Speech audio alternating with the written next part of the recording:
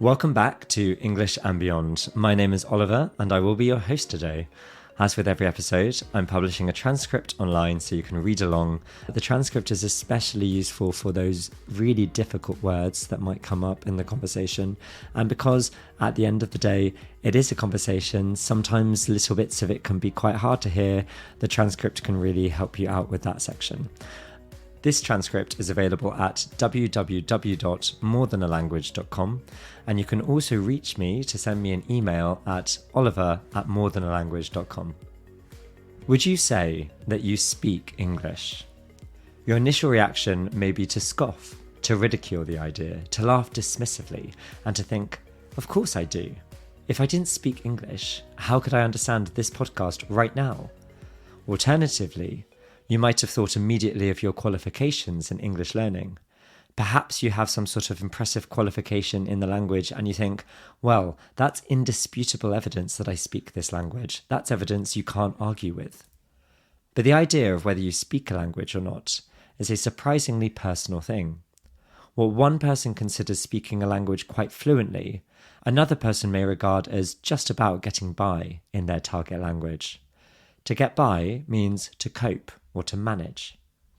Some people think that being able to hold a brief conversation about the weather means you definitely speak that language, while others think that unless you know obscure and very specific vocabulary for virtually any topic that could come up, you can't claim to speak a language properly. Then, of course, there are many, many other people whose opinions lie somewhere along that spectrum. I speak some languages other than English quite well, and then I've spent a bit of time learning one or two more, but I wouldn't say that I can speak them as much. Some languages I used to be able to speak, but now I cannot. For instance, a decade ago, I lived pretty happily in Beijing for 6 months and managed my life there in Mandarin without huge problem, but now I could barely order some noodles in a restaurant. Everyone knows that if you don't practice a skill, you lose it. But I was quite shocked by how quickly I forgot Chinese after spending 18 months formally studying it in a classroom for about 5 hours a day. Now, people always tell me, don't worry, Oliver, if you started learning it again, you'd be amazed by how quickly it comes back to you. And that may well be true, but it would be a significant effort to learn Mandarin again. And what happens to the other languages I've picked up in the meantime? That topic, though, is one I've already discussed to some extent with my friend Laura last week. The topic for today's podcast is connected, and it's another big issue in language learning, but it's significantly different. Accents. My personal view on accents is that they don't matter that much. But then, I would say that, wouldn't I? I'm not very good at accents. Even if I manage to say something with grammatical perfection in my target language, there's never much room for doubt that I am not a native speaker. No one has ever mistaken me for being a Valencian born and raised when I'm in the city with my partner. My accent is decidedly not a Spanish one, even if people in Spain are unsure exactly of where I do come from. In fact, even in English, my mother tongue, I'm sometimes told that my accent is a little unusual, even by other native speakers. I'm sometimes even asked where I come from by people who come from the same region as me. Some people are, bizarrely, convinced that they can hear some Scottish inflections in my accent, hangovers from my Glaswegian mum. Others think I sound hopelessly, stereotypically home counties, which is the southeastern region that surrounds London but isn't part of the city. And then again, it's actually very hard sometimes to separate what is an accent from the tone and cadence, the inflection of your voice. Just like with judgments about how well you speak a language, accents are subjective too, not objective. They're personal, not often externally measurable.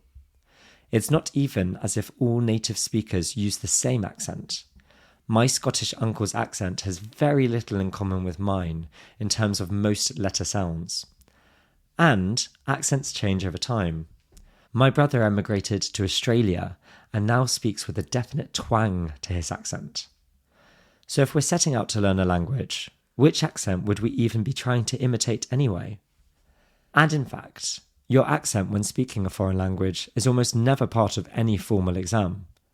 As long as you can pronounce words correctly enough that it's clear what you're saying, I don't think any assessment system punishes you for not sounding native.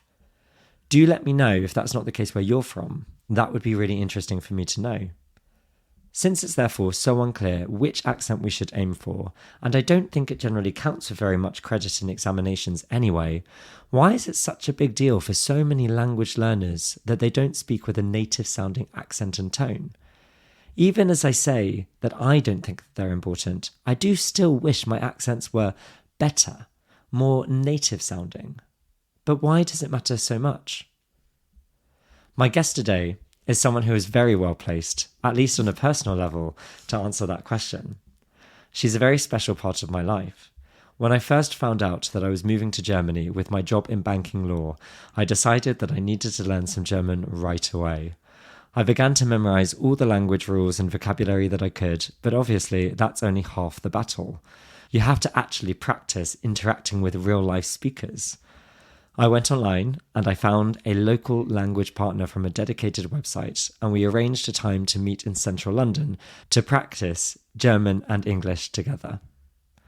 Franziska met me at King's Cross Station in central London, and she immediately stood out from the crowd. She's pretty statuesque, which means she's very tall, and she has incredibly blonde hair and very blue eyes. My first thought back in 2015, if I'm honest, was that she looked exactly like Taylor Swift. But a more defining characteristic of Franziska back in 2015 is that she was very low in confidence, which was very surprising for me to learn. I'm aware, of course, that self-esteem isn't always linked to accomplishments, but she's a very intelligent, articulate person, and it seemed odd to me that she was so negative, so openly about herself. One thing that she's highlighted as a particular insecurity, perhaps the biggest, time and time again over the years, was, of course, her accent. And that's why she is the perfect guest for me on this episode of the podcast. So, Franziska, before we even get into the conversation about accents, how are you feeling? I'm so stressed. My palms are sweating. This is not going to go well. I'm so stressed. I know that you're going to listen to this back afterwards and you're going to send me a long list of like with timestamps, the time in the podcast saying, this was when my accent sounded worse. Can you edit this bit out or something like that? I would say like, does it actually sound so bad in real life? I didn't know it was that bad or something like that. Have you recorded yourself before? No, but I've heard myself in videos, and I was I think like every person, I was like, that's not my voice. My voice isn't that high. My accent isn't that strong. Yeah. But yeah. I mean, even when we're not thinking about our accent in a foreign language, I think, as you say, everybody hates listening to themselves. Yeah. And as you know, I do the Spanish language podcast with Ezra, and oh God, it's so much worse in a foreign language than in your own language. Yeah, it is. Yeah. Yeah, so prepare yourself. So, coming back, what do you think about my suggestion that accents don't really matter? I do want to agree, and I would tell everyone else the same, but to myself they do matter. And I'm quite upset that my accent is so strong after 9 years in the UK. 9 years. Do you think it's different? Do you think it's changed at all? No, I don't. It probably has. I should have recorded me in the beginning. I should have recorded myself. But I don't think it has changed. No. I feel like my language has changed. I know a lot of more idiomatic words that I didn't know before. Yeah. And I remember that sometimes I wouldn't understand texts. And I was really confused when people used very idiomatic expressions. And that has changed a lot. But my accent hasn't changed that much, I don't think. I mean, I think that is a very you comment already because, when we first met, I think your English was already incredible. And you, from the beginning of our friendship, and we know each other quite well now, right? We've lived together, in fact. You've always got, we can say in English, your nose buried in a book, right? Yeah. You're always reading, and you read very high level English literature. So, you've done a degree now in English. Yeah. In translation, in fact, right? Yeah, translation studies. And, you've read books that most native English speakers would struggle with, kind of classics of English literature. But it's been like that since I met you, that you've always read this kind of thing. So even when you say that, you've picked up more idiomatic expressions, that's probably now kind of more, higher than native.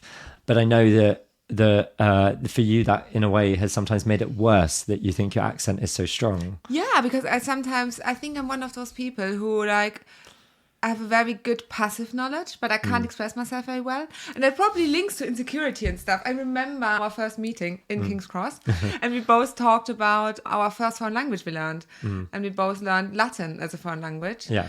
And I think for both of us, the reason was insecurity. And for me, it was the pronunciation already as a child. I went to, how is that called in English? Open evening? When you go to a school, the school is open and students can have a look. Exactly. So an open evening is where kind of they open a school and prospective parents can, or children sometimes as well, can come and look around the school and see what it would be like and decide whether to go to that school or not. Yeah. Yeah. And then I went to a French class and I went to an English class. And I was like, I'm never going to be able to pronounce that. I'm never going to be able to say that. Yeah. So I learned Latin. So it's ironic that you ended up doing a degree in French and living in the UK. It is actually. Yeah. Yeah. Well, a bit like me, right? That, I actually talked about this in the first episode, that I used to stand in the French class and cry when I had to speak French. And as you said, that's why I ended up kind of retreating into Latin, why I ended up going to Latin and hiding away there because I never had to speak it. And actually, now that I'm a teacher, when I'm trying to get the students that I teach to choose Latin, one of the things I say is, if you don't like speaking a foreign language, it's a really good foundation of how languages work, but it gives you some time to kind of think about what you're saying, and you don't need to kind of speak on your feet. So when I mentioned you in last week's episode, I said to Laura that you would be very upset every time someone spoke to you and would immediately know not only that you weren't English or British, but in fact, most of the time that you were German. Yeah, right? And it happens like 90% of time people don't ask me where you're from. They say like, where in Germany are you from? And I find it really upsetting. But it's kind of, you said something earlier, which I think is really true, which is you said that accents don't matter for other people. As in you don't judge other people. If you meet someone and you think, oh, this girl is obviously French or this boy is clearly Spanish, it's not like you think, oh, what an idiot. No, never. I like it. I like hearing accent, and I would never ever think, I don't know, they can't express themselves or anything, but I think that about me, that people think because I have an accent, I can't really understand them, I can't really express myself, and so on. Why do you think that people think that? Did you know that people think it, or what is your basis for believing that? Oh, probably insecurity. But no one has ever actually said anything like that to me. But I do sometimes think that people who haven't learned a different language... which is often the case in the UK. And then sometimes, I think that they're sometimes a little bit confused because they don't really know if someone has when someone has an accent, if they understand everything. Yeah. You know, sometimes I think when people first meet me, when I have an appointment somewhere at a doctor's or so, they're sometimes not quite sure if I understand everything just because I have a strong accent. I suppose that kind of, in a way, it kind of makes sense, doesn't it? Because when someone first starts learning a language, their accent is worse. Your accent does tend to improve over time. I'm not sure it's true for me for French. And you obviously don't think it's true for you for English. But generally, when someone first comes to a country and they've just moved there and they're learning the language, their accent is very thick, right? Yeah. Unless you are some sort of like accent prodigy. Yeah. Because there are people. It's incredible, isn't it? Yeah. Yeah.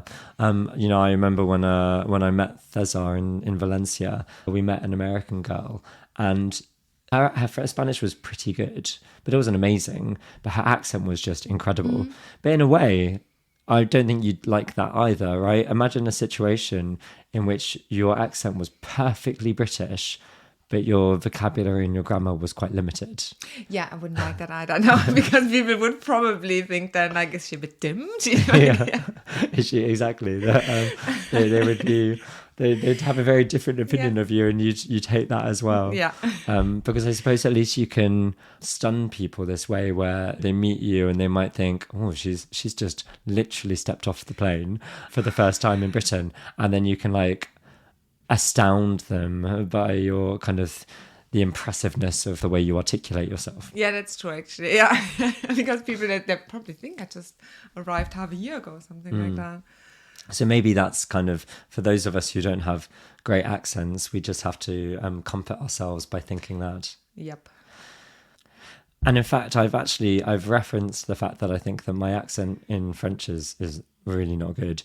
My accent in Spanish, I think, is a bit better than it used to be. It's getting better. As I said in the podcast episode or in my little speech, Spanish people are generally not uncomplimentary about my accent. They absolutely 100% know I'm not Spanish. But it's not like, you said that you hate it when they know that you're German specifically. They don't necessarily know that. I have 2 questions about that, actually. Do you think the fact that you are so unhappy about your accent is actually linked to the fact that you are German? Because to me, it seems, having now met a lot of Germans, Germany is a country a bit like the UK, where I think people are almost embarrassed to be German. You never see the German flag or the English flag, sometimes the British, but never the English flag, just kind of like on the street or outside people's houses. And it's viewed as quite a nationalist thing by lots of people, which I think is unfair.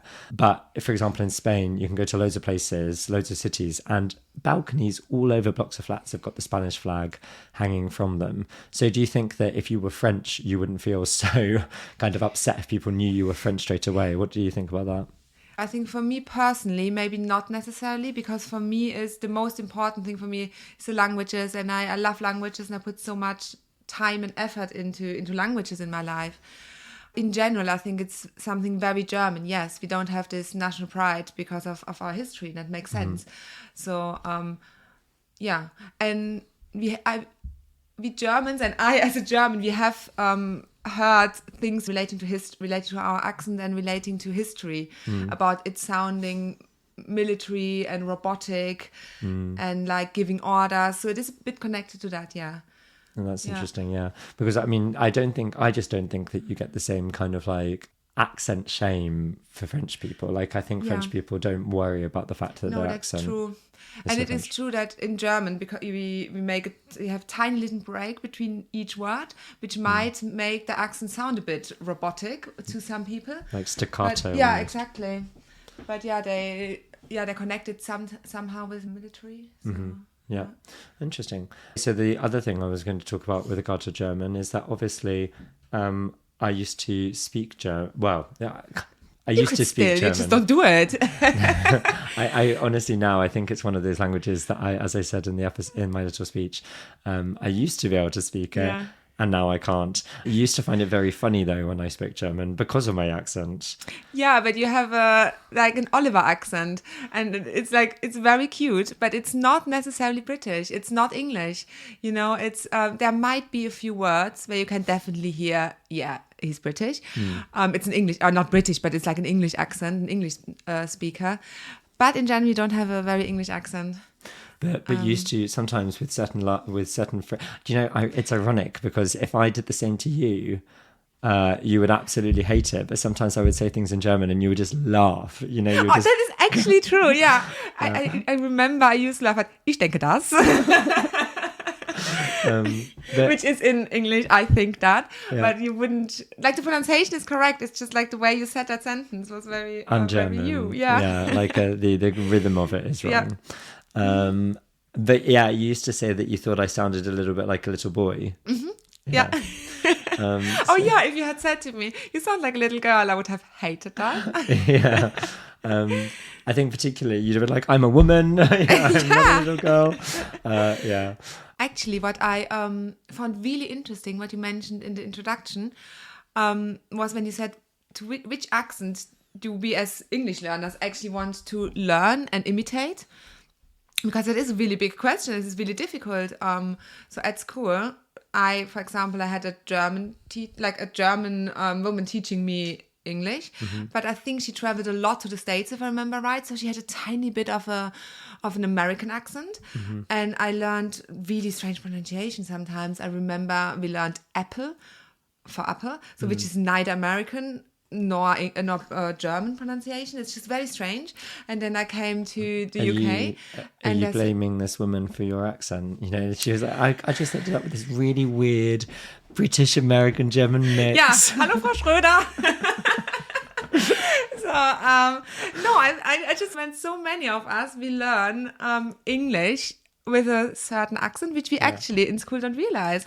And I think that was one of my main problems coming to the UK, that it sounds, that the British English sounds much less English to my ears than American English. So I started to pronounce everything a bit more German again, and then... But I mean, do you know, it's funny though, it's true what I said in the speech, and it's true what you just picked out now, that there are so many different accents in the Anglophone world. But then even when you come to Britain, because you've actually lived, you live currently in Oxford, you've lived in London, you've lived in Glasgow. Yeah. So, I mean, even within just this one country, what is a British accent? Yeah. So, you know, it's very unusual that you meet someone who has decided I'm gonna aim for a Scottish accent, you know, when they're learning English as a foreign language. But you know, it's an equally valid choice. And there are obviously, I suppose that, you know, the people that immigrate to Scotland will end up with that kind of twist on their accent.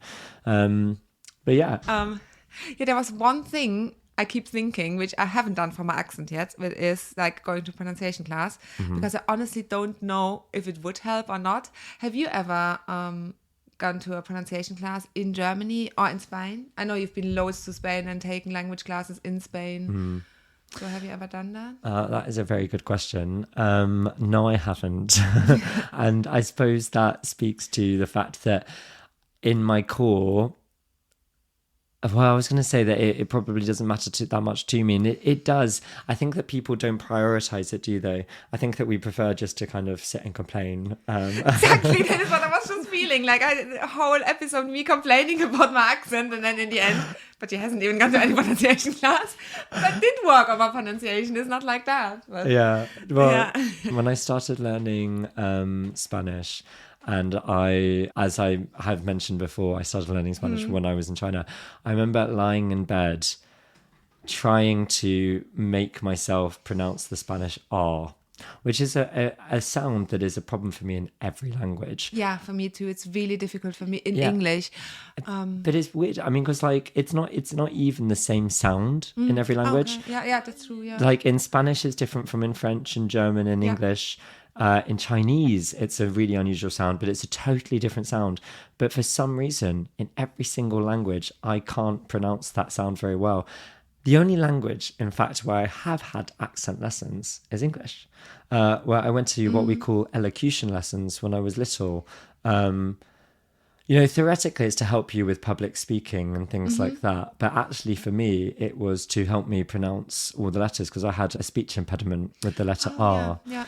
So I would, you know, some people mispronounce it by pronouncing it like a W. So instead of saying rabbit, they say wabbit. There's a very famous TV presenter in the UK who pronounces the R like that. But for me, it was more like a rabbit. Rabbit is somewhere between the two. So I had to have elocution lessons for a few years to correct that. But so to go back to what I was saying about Spanish, I remember lying in bed and trying to pronounce the Spanish R, and there are two versions of the R in Spanish. And one of them, just by lying in bed for hours at night in Beijing, I was able to get more or less. But the other one, where you really trill it, you roll the Spanish R, I can't do. So to answer your question, no, I've put effort into trying to improve my Spanish accent to some degree. Like I've read about where the tongue should be for the different letters. Yeah. But I guess it's easy to relax into, well, this is just my accent as an attitude when people can understand you. I think it's a really good idea to do a pronunciation course, and Cesar has done it in English, and I think it has helped. Yeah, I do think I will do it at some point, because I think I always thought it will just, with the years, it will come naturally. Exactly. And it, to be fair, it probably has improved, even if obviously I don't hear it myself. Yeah. I always thought it would come naturally at some point, and I never really looked into pronunciation class or something like that. Yeah, I think it is a good idea. But I don't know that many people who have done it. I don't know anyone, actually. I don't know anyone who has done it. Yeah. So maybe, I mean, it's one of those things, I suppose, that if I found someone or met someone who said, yeah, I did it, it changed my life, then I would probably do it. I considered doing it in Spain, but Thazar told me I was crazy. So yeah. Well, to me, your Spanish sounds perfect, but I don't speak Spanish, so. Well, thank you. But yeah, no, that's quite a caveat. I have no idea what you're saying, but it sounds fine to me. Yeah, it sounds really Spanish to me. Yeah. Okay. Well, I suppose the last thing that I would probably add on this as well before we sign off is the fact that, going back to what you said earlier, in fact, I think that sometimes having an accent is a good thing. You made a reference to this about other people's accents. Obviously, in 2024, you can't go around saying to people, where are you from? In the street or something like that. But it is interesting when someone has an accent and you ask them, oh, where are you from? And you say, oh, I'm from, Germany. I'm from Spain. I like it when people ask me where I'm from. When I'm in Spain, where are you from? I'm from the UK. And then they're like, oh, I lived in London for 6 months. Or something like that. It's quite nice and to kind of have that immediate conversation starter. Yeah, and that's something I really love about UK and about London in particular, that there's so many people from different backgrounds and they're all have reached such an amazing level in English. And then you can still sometimes hear a little bit of accent, but they're all they live their everyday life in English and work in English and are perfect in English. And it's just a nice thing that they still keep the accent a little bit. Yeah. Well, it's at the end of the day, I suppose an accent is evidence of the hard work you've put into learning another language. It is. And I wouldn't want all people to lose their accents because we don't want to all sound like British or American people, Australian people. Yeah, no, exactly. It is nice to have that trace left. Yeah.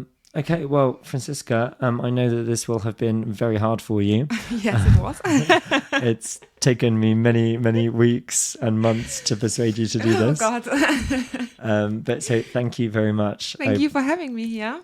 To the listener, thank you very much for listening. I hope you've enjoyed today's episode and I hope it's provided some reassurance that if your accent is very strong, you're definitely not alone. You have two companions here.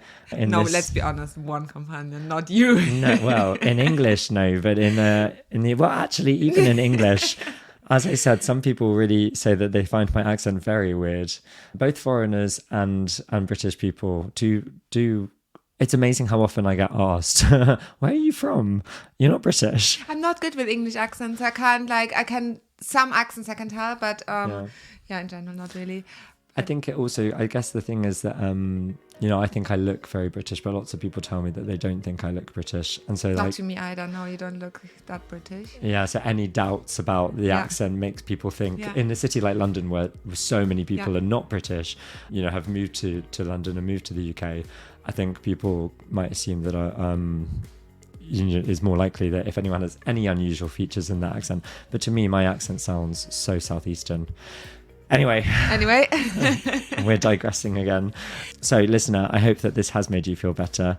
As always, please share the episode. Please rate the podcast. Please subscribe if you haven't already. And please send me any ideas, any thoughts you have on future episodes or this episode to oliver@morethan.a language.com. Until next time, thank you very much again for listening. Bye-bye.